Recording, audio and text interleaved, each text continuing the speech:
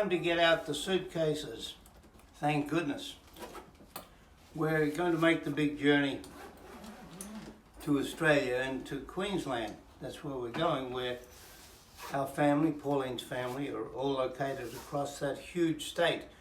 Do you know that within the boundaries of Queensland you can fit Germany, France, England, Austria and Texas, and there's still room, and our relatives are scattered across the state, so we're going to do a lot of driving.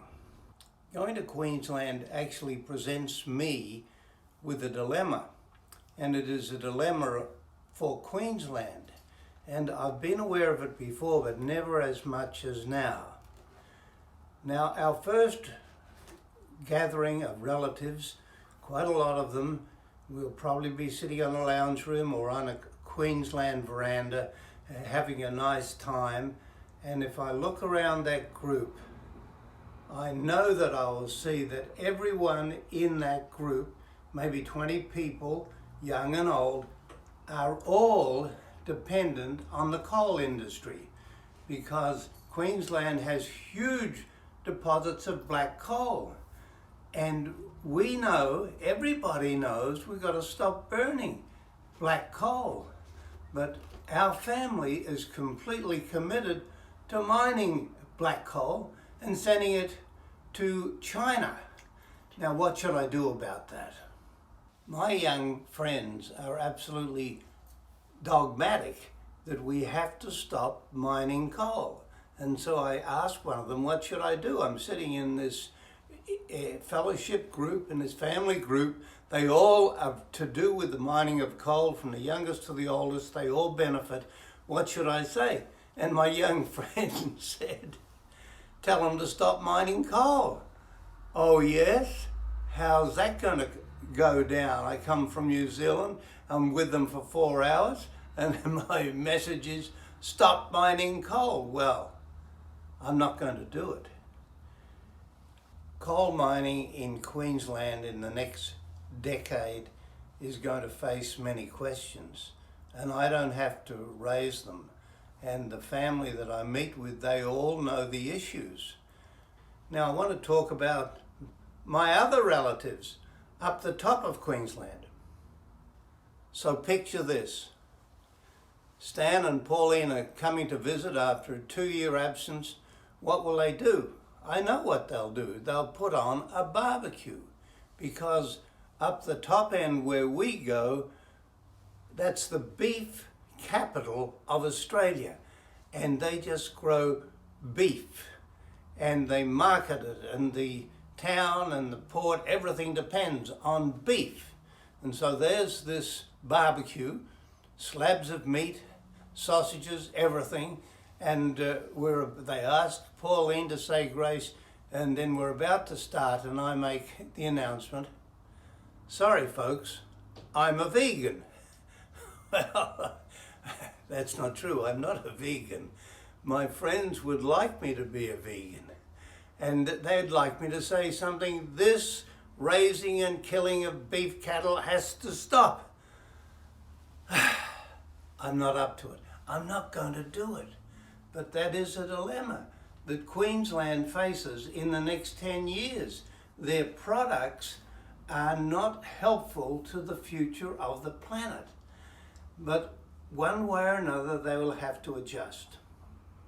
That's Queensland's next decade, my relatives' next decade.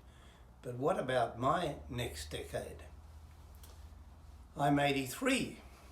A decade will take me to 93. Where will I be? How will I be? Will I be gone? Possibly. So how am I going to face, me personally, how am I going to face the next decade? Well, I have no idea what the next decade will hold for me. But I'm going to live according to my belief in Jesus. Jesus said, I'm the way, the truth, and the life. Now, what does that mean? I will interpret it from my point of view. I am the way.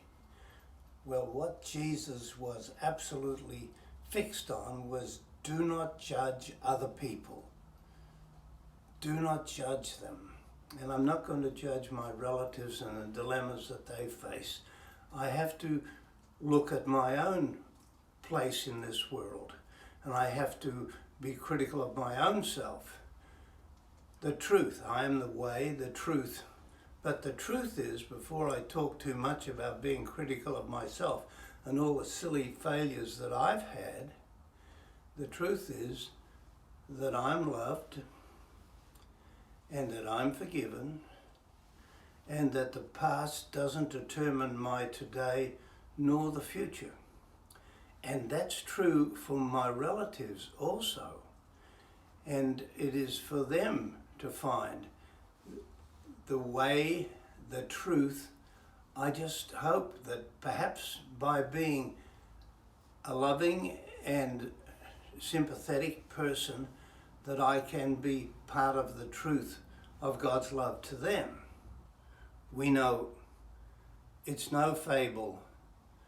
The world is facing a crisis, and we're going to have to change, everyone. And I, in my journey through life, I'm facing my own kind of crisis, and I have to change, and I have to find life. Now, what is that life?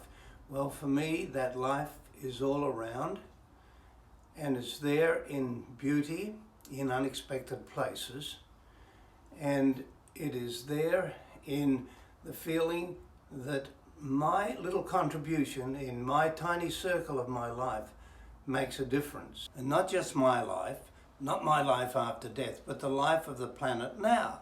And so we all have to make changes. Governments have to make changes.